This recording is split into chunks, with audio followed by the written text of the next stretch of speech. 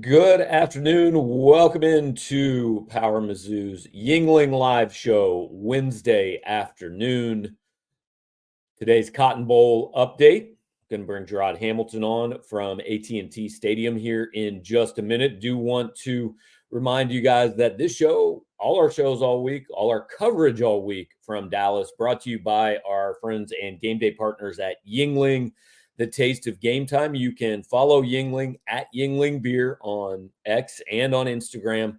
That's going to be scrolling across the bottom of your screen throughout the show if you are watching live with us on YouTube or if you're watching the replay. If you're listening to the podcast after, again, at Yuengling Beer, Yuengling Beer on Twitter and Instagram. I want to invite all you guys to join us on Thursday night. Subscribers, join us on Thursday night at our predetermined secret location, 6:30 to 9:30 for a powermizzou.com gathering. When I say join us, I mean join Jarod because I am in Columbia, Missouri, but Jarod is on your screen and in North Texas, and he will entertain you and answer every Mizzou football question you've ever had for 3 hours on Thursday night if you buy him food. That's how that works.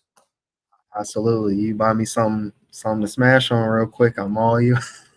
All yours.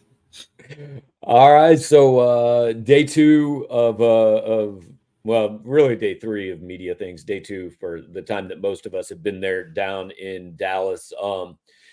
Missouri defense and Blake Baker, Ohio State offense and offensive coordinator Brian Hartline today.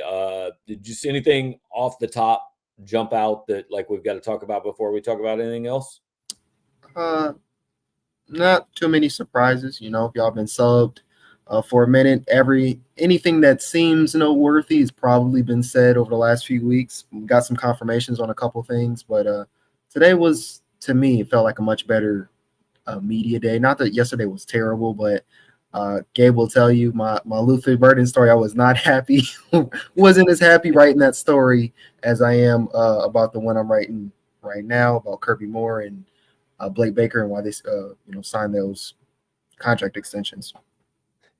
So the only real news, and again, we kind of knew this, but the news out of today, and want to invite you guys, like, comment, share, subscribe, do all those things. If you got questions, throw them in the queue. We'll get to them. We're going to hang out here with Jarod for 30, 40 minutes probably. But the only newsy thing that I've seen today was Ohio State running back TreVeyon Henderson and tight end Cade Stover did confirm they are playing on Friday night. Stover not 100% healthy. That he may not. He even said he may not be full speed. TreVeyon Henderson's a big deal simply because they now have two scholarship running backs on the team. The only one they had before this was I think Dallin Hayden. Yeah. TreVeyon, that's a big thing. He looked pretty good the last couple of days. What's his name? Coach Hartline was talking about just he looks fast. Somebody asked TreVeyon, "Is this the fastest you've been all year?" And he's just like, "Nah, there's more to it, but I'm cool. I'm cool today." Basically, those were It was kind of questionable for Cade. We was told, a week. I don't remember if it was Austin or Cameron who came on, but one of them said Cade didn't look like he was going to be playing. He seemed good. Tommy Eichenberg, the linebacker, Big Ten linebacker of the year, he seems, I don't know, like a true questionable because he dressed out, but he didn't have pads on, which I didn't know. I seen him put his helmet on and stretch and do all that stuff, unlike Marvin Harrison, who was kind of like, back where we stand, where the media is standing. He was kind of back a little bit, but seen Tommy warming up, but he didn't really participate too much after that. That's another thing, but there's that. And then the thing about Jalen Carlisle that Blake just said he kind of let it slip because I don't feel like JC has said it yet himself, but it's something we've said to you guys for a minute. He said JC is a physical specimen. I can't wait to see what he does in the NFL next year. But I'm looking forward to what he does on Friday. So we've expected that, but Blake kind of let it slip a little bit early. Yeah, and he does have another year if he wants it, which is kind of crazy to me. I feel like JC's been in Missouri for like 8 years, man. But would have another year if he wanted to use it. But One of those guys that we've been expecting all along. Hey, he wants to go take his shot. Before we get into some of this, I mean, I think you pay a little more attention to the draft and NFL stuff than I do. I don't know. Day 3 pick for Carlisle? Can the physical tools Yeah, get it? physical tools and a great pro day and combine if he gets one of those invites, that can help. It just seems like for the last couple of years, every time there's something about what he can improve on, it's more just so about where his eyes needs to be, because he can make the plays physically, but you've got to know where you're supposed to be at. Coverage wise, you got to know what you're looking for sometimes. And every time we talk to Drink, it's just kind of always just like, eyes they're not where they need to be. But that's something I feel like can be corrected. But as far as the draft, yeah, day 3, maybe probably one of the priority undrafted free agents, which in some sense is better. If you're picked in the 6th or 7th round, you may want to be a priority UDFA. Yeah, Carlisle is a guy that, like, literally since his freshman year, coaches here have told me, like, hey, he's an NFL guy, and he's clearly got the size and the speed. I feel like the production sometimes hasn't. It's really consistency, right? Because he can make some splash plays. I mean, you watch him sometimes, and you're like, oh, now I see it. It's just not there all the time. So but look, NFL people fall in love with the tools and all that. So, right. And Isaiah Dysart is saying unrelated, but Christian Williams coming back in has said that in an Instagram live. Yeah, we had reported that. Shoot, I feel like 3 or 4 months ago, I tried to get Christian to say it out loud. He didn't, because all these guys, they gotta have the graphic, man. They got to put the graphic on Instagram. Yeah, I asked him, and Christian he didn't give it away, but he kind of helped me answer it, even if I didn't know. But I asked Christian, I was like, I'm pretty sure you haven't announced that what you're going to do. And he was like, no, I haven't. But I said, how much is Blake Baker signing that extension? How much did that factor into your decision? And he was just like, basically it factored in a lot, and it made my decision a lot easier. That's what he said. So if you didn't know, so unless it means he hates Blake Baker and he's going pro, we have our answer on that one. Yeah, he hates the guy who started him like 10 games in this defensive line, or he's gonna come back. So there's so yesterday we talked quite a bit about Mizzou's offense facing Ohio State's defense, because that was who you talked to yesterday. So we're going to kind of flip it today and go the other way when Ohio State has the ball. And we'll just start it with this. We're talking TreVeyon Henderson. Jarod says, see, the best running back Mizzou has faced this season. I mean, I can't remember the kid's name. Tennessee had 3 guys who we thought were great. They did absolutely nothing. Georgia had a couple guys who are, good backs, maybe not quite what we've gotten used to from Georgia. I've seen TreVeyon Henderson, and 2 years ago, I would have said absolutely he's the best back Missouri has faced this year. He hasn't been quite the same guy for the last 2 years. Yeah.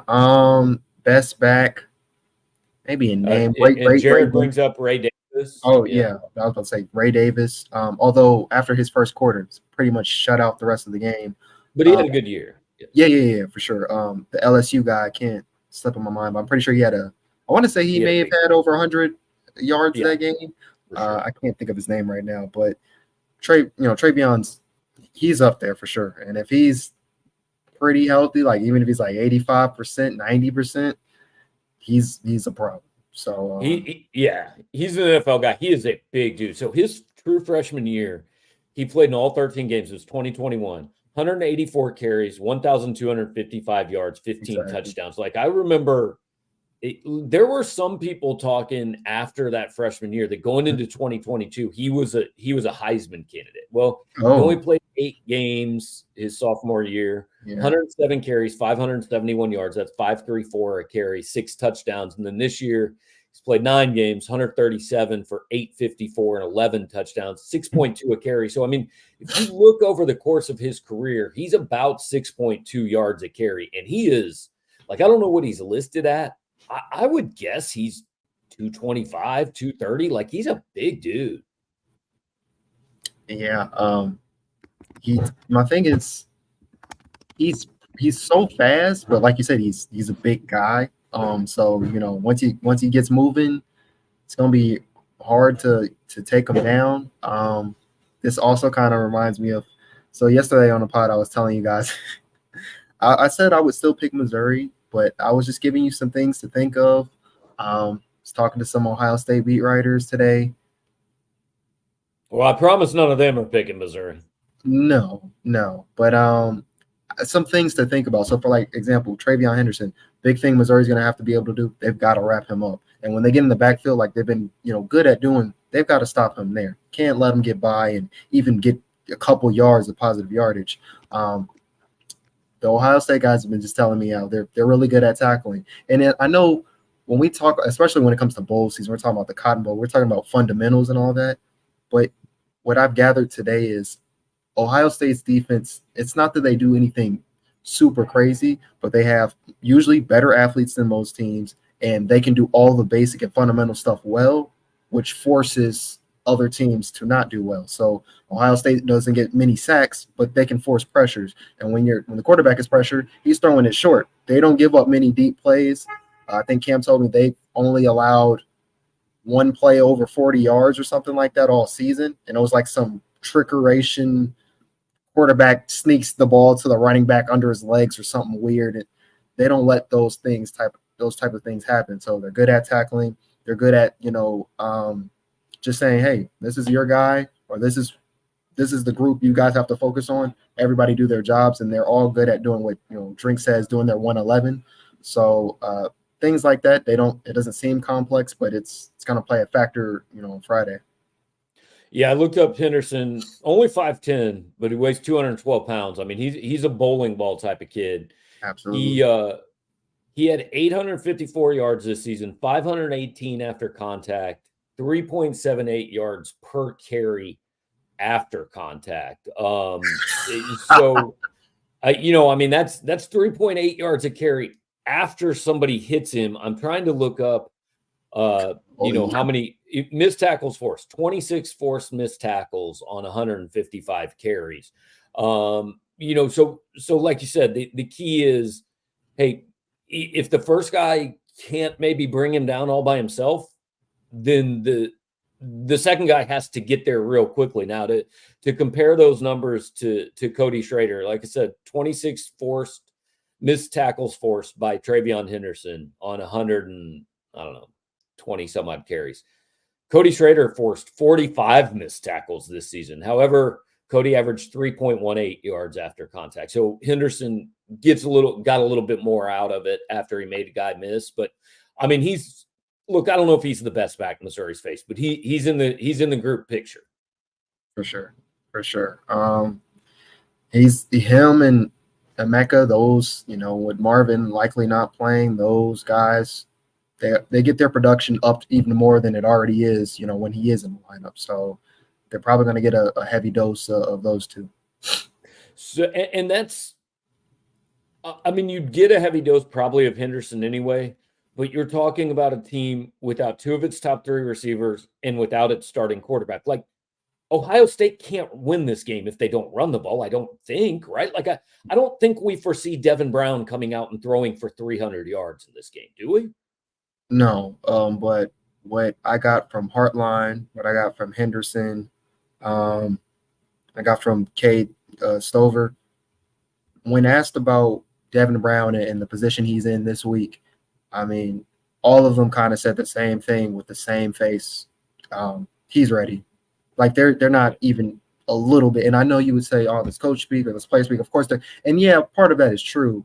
But you can kind of tell when you can just tell how they'll talk them up. And a lot of them were saying, like Cade said, I said, what do you do as a veteran on this team to kind of help a new guy who hasn't played much? He says, to be honest, I shut up. I let him do him because he already knows he's going to do what he's going to do, and he already knows what to do.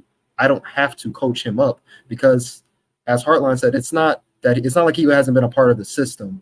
It's not like he wasn't, deep in the QB battle, to start the year, and it's not like he hasn't had any snaps at all. He knows what's going on.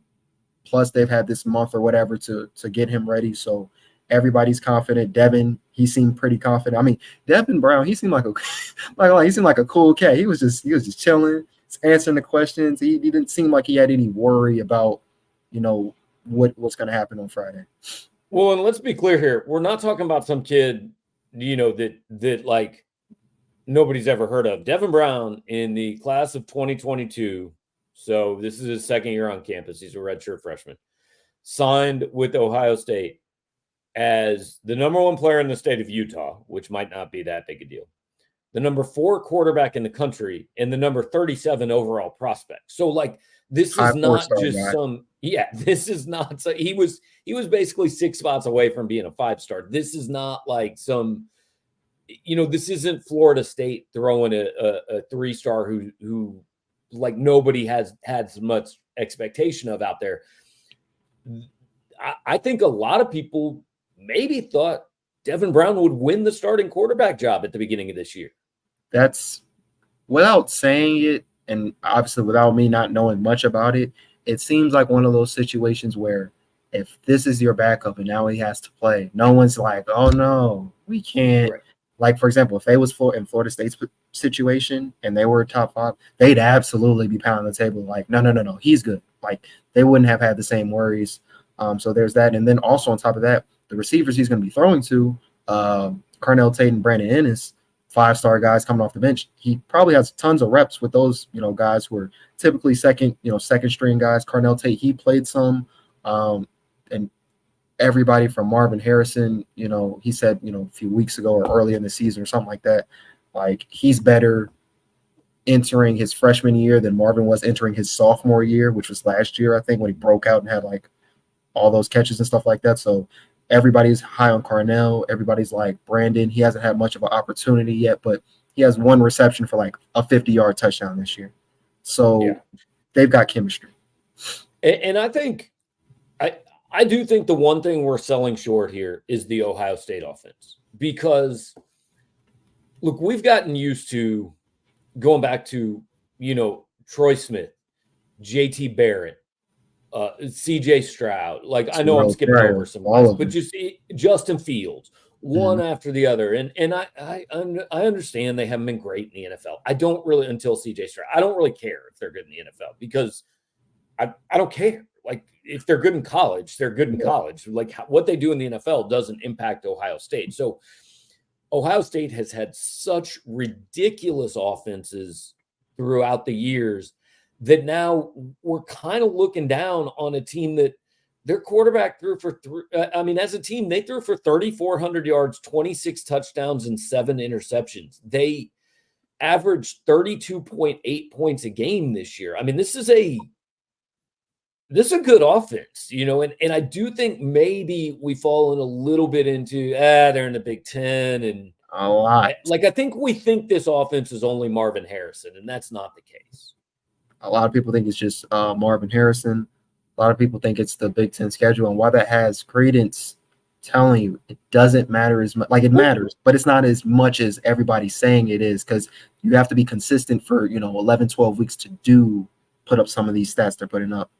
And like the Big Ten schedule, that impacts the defense more, the defensive number. Like, that might pump up the defense because there's no offenses in the Big Ten, but they're a good defense. They play good defense in the Big Ten, and Ohio State's out. 32 points a game is nothing to sneeze at. Certainly, Missouri this year is 34.1 a game, and we're doing backflips about Missouri's defense, their offense. So I'm not sure. And I include myself in this. I think maybe we have undersold Ohio State's offense leading into this game. Absolutely, because you would think with a backup quarterback I'm trying to think, because if he's a Heisman finalist, was Justin Fields a Heisman finalist at some point? I feel like he should have been. He was in the running. I don't know if he was a finalist or not, but he definitely had some buzz. So you've got your first Heisman finalist in I don't know how long. I guess it can't be that long with Ohio State, but you know what I'm saying. Well, CJ Stroud. Oh yeah, I'm tripping. But yeah, you got one of those type guys who's not playing. You got a backup quarterback. You got a couple others, a starter and another key reserve not playing. Never seen a team basically be like, everybody else is playing though, and everybody else on our strength of the ball, which is defense, is playing for the most part. That seems to be kind of what they're like. Y'all can underestimate if you want. I noticed something today, and I took took some pictures. So doing Ohio State media, I noticed everybody had same red jumpsuit on and black Air Forces. Now, if you know what that means, the black Air Force energy, it just means they standing on business.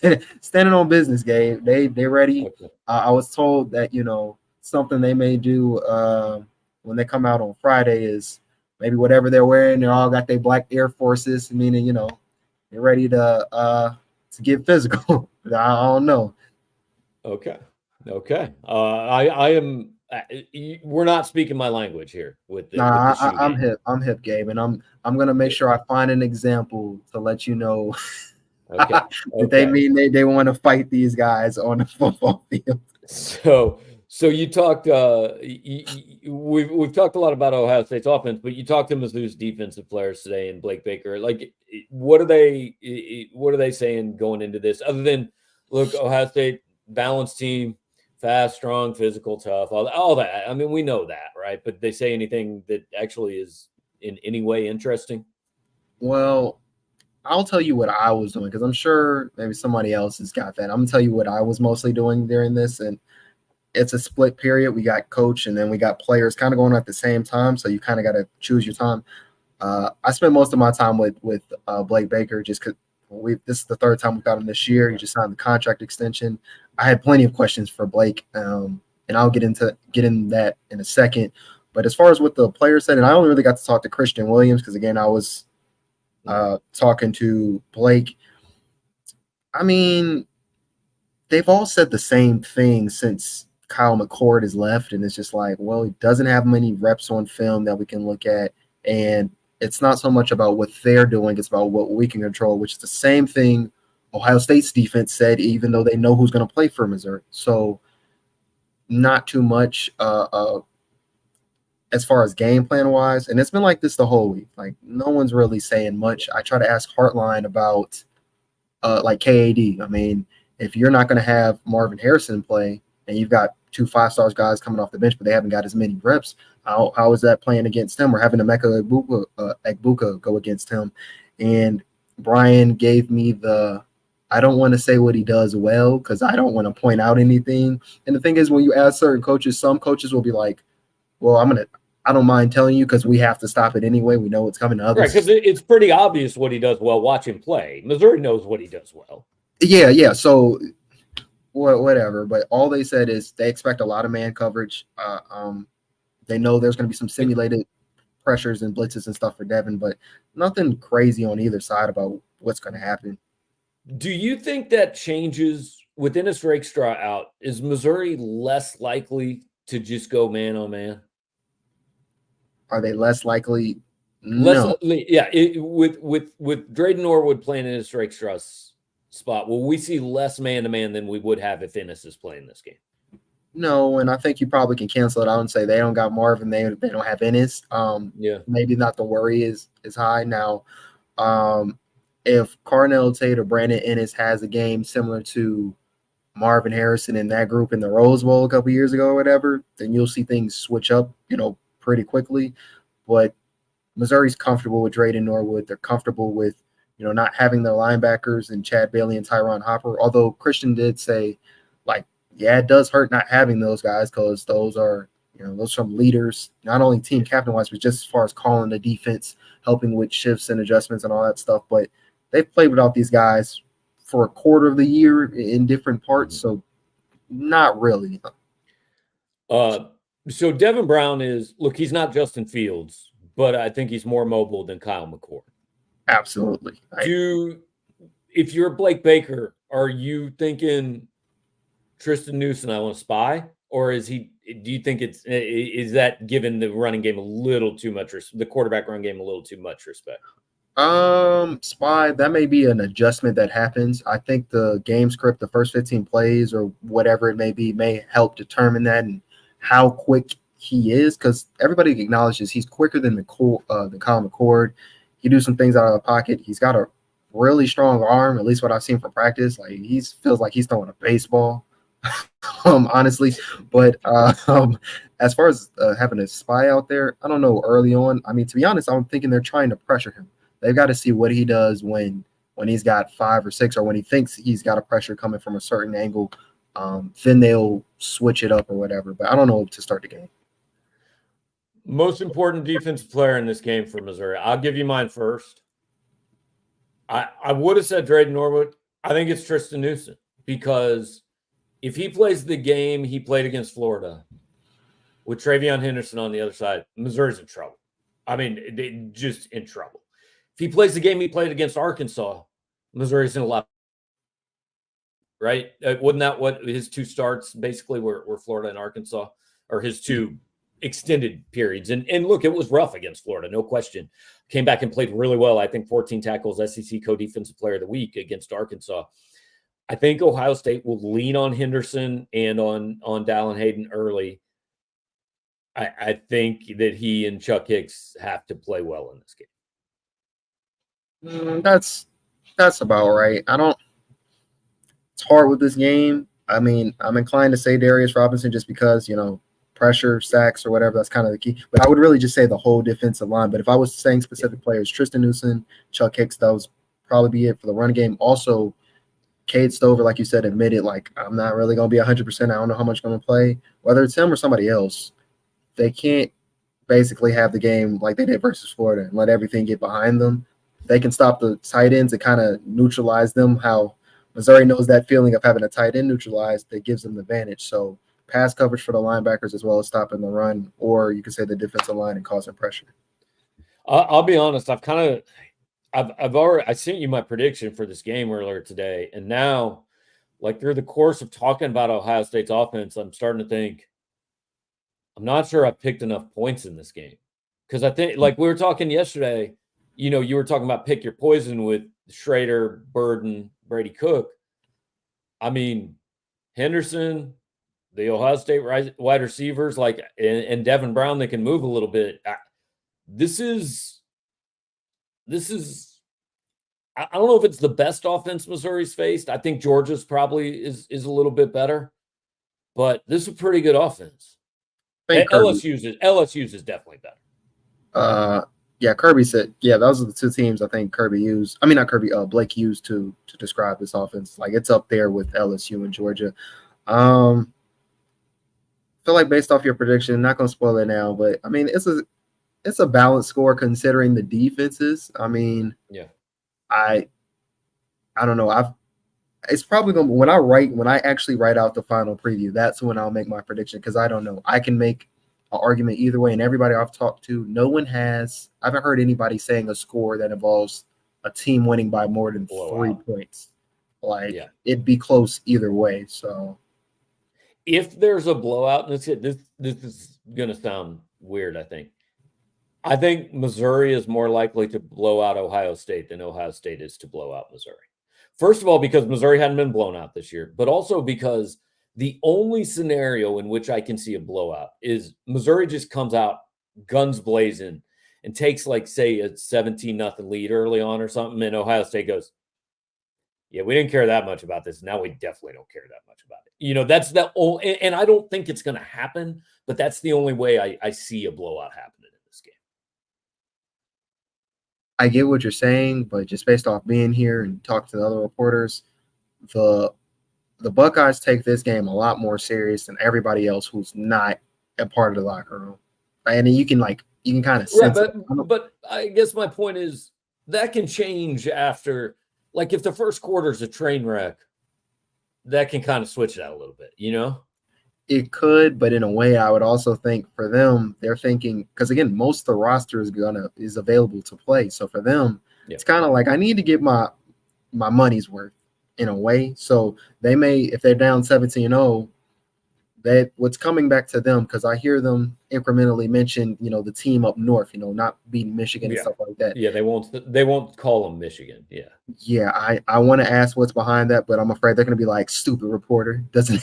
Oh, it's the thing. Like, they cross during Michigan week, the letter M is not anywhere in their building. Like, they cross them out or pull them up. Yeah, I know it's crazy up there, but I don't know. Anyway, a lot of them are setting their goals, from next year about beating Michigan and getting to the CFP and all that stuff. And they kind of think this game kind of starts that. And a blowout loss to Missouri, I know I'm not trying to downplay Missouri, but at the same time, lost to Missouri, especially in a blowout fashion, that's not part of the vision. So it would send you into the offseason with a bad taste for sure. Very, very bad taste. So they know how important this game is for the program.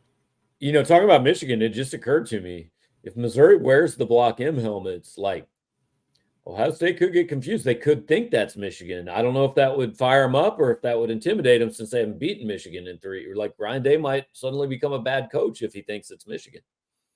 The only thing is, I'm pretty sure those games are close enough where you're not afraid of a person that you feel like you can compete with. You're afraid of the guy you can't compete with. Right. Also, I don't think anybody's actually confusing Missouri's Block M with Michigan's helmet. Michigan's helmet is probably the most distinctive thing in college football. It's the Wolverine thing. It's a pretty cool helmet, I'm not gonna lie. Yeah. So all right, so you've gotten all the players you're going to get for this week. Tomorrow afternoon, you'll have one last kind of press conference in which Ryan Day and Eli Drinkwitz, I'm sure, will say the other one is awesome. They've done a great job. Their team is great. You know, I just hope we can stay on the field with them, all that. But the thing about these bowl games, especially the ones that are played later and the ones that involve, top 10 teams and all that, God, we just spend so long talking about them. You can talk yourself into absolutely anything. I mean, we've been breaking this game down for 3 weeks now. Yeah, which is why today my goal was to talk about Missouri stuff that's not about the game, because I don't know. I could write about this game without any players or any coaches, to be honest. That's how much I've been doing it. Jarod said he just gave us for $5 so we can donate to Jarod's detox from drinking the Ohio State Kool-Aid that he's been consuming since yesterday. Listen, y'all, I'm trying to tell y'all, this isn't. I don't care either way who wins. It's not a walkover. Yeah, I'm just trying to let y'all know that this is not an easy game like some of y'all going about it. But yeah, I think here's some interesting tidbits I got from talking to Blake. Big thing as far as why he decided to return and sign that contract extension was he's happy, his family's happy in Columbia, they like Columbia. Like that was the first point he said. He likes working however you want to put it, with Drinkwitz. He likes him. Also, something I didn't know was him and Kirby Moore, apparently they're pretty close. But he admitted that they're polar opposites, so it's an interesting dynamic they have. But in a way, it's kind of like they get to, not that their friendship would stop them from going to another job if they wanted to, but like that's another cool thing. I asked Blake about the last couple of years. They've had a lot of returning guys on defense coming back. That was something that was like, fans could look forward to. What you got coming in, coming back next year. They've got at least 6 starters. At least 6, and we've got to figure out a couple more people who may, go to the NFL or whatever that aren't going to be there. And he says, he relishes the challenge. Actually, it seemed like he likes that a little bit more of, now I've got to show this new group how to do this, basically. I get to teach new kids what to do. So those are just some interesting tidbits I got from Blake. Saw a couple of the pictures on Twitter. Got to say, respect Blake for just going with the same gray hoodie, the same Mizzou hat on media day. We ain't getting fancy for this, man. It's just another business trip. To be honest, I don't think he had on his cleats. He wears cleats during practice. Oh, so. Right. So yeah, he's right at home. It's too close to. It's not close enough to game day yet. You can't peak too soon in a week like this, man. You gotta maintain that energy. Right. So yeah, a couple days away. Again, we will do this one more time. Tomorrow afternoon, Jarod is going to talk to Ryan Day and Eli Drinkwitz, and then we will we'll hop on here one more time with you guys tomorrow, shooting probably 2:00, something like that, midday. Want to get done so Jarod can write and go meet up with all y'all tomorrow night in Dallas, and then Friday's game day. Almost there, Jarod. Sorry, you're missing the snow, man. There's snow. It has been snowing here for about 2-3 hours. It's not sticking on the streets, but it is snowing. That's what I like to hear. Not sticking to the streets. I don't got time to come back into a storm. I'm not looking forward to that. All right, man. Well, we'll let you go. Plenty of stuff coming on the site later today out of Jarod. So look for that. One last question. Connor's asking, expect Lathan Ransom not to play. Yeah, I think Ryan Day actually said that earlier in the week, is that Lathan Ransom is not expected to play. He's a safety, I think, for Ohio State. So I think he's out for this game, injury-wise. But Jarod, we'll let you get to it, man. Appreciate it, and we'll talk to you again tomorrow. All right, see y'all later. All right, Jarod Hamilton live from AT&T Stadium in Dallas. Appreciate him joining. Appreciate all you guys hanging out with us here on a Wednesday afternoon, skipping the Military Bowl between Virginia Tech and Tulane to come hang out with us. And our friends from Yuengling, always want to make sure to thank them again. Jarod's covered all week long from Dallas, brought to you by our friends at Yuengling, the taste of game time and the oldest brewery in America. You can follow them at Yuengling Beer on X and Instagram. If you go hang out with Jarod on Friday night, going to have some Yuengling specials at the Power Mizzou party pregame, night before the game. So our friends from Yuengling are helping us out there, helping us out here. Appreciate you guys being here. Talk to you tomorrow.